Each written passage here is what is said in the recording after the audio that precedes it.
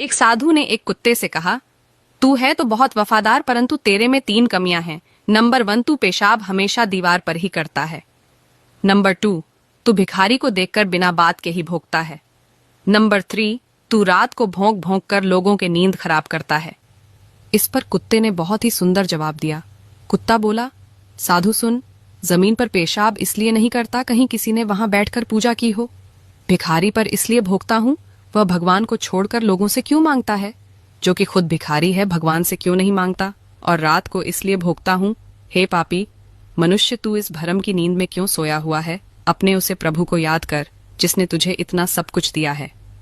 आपको यह कहानी कैसी लगी कमेंट में जरूर बताएं और साथ में पेज को फॉलो जरूर कर लें।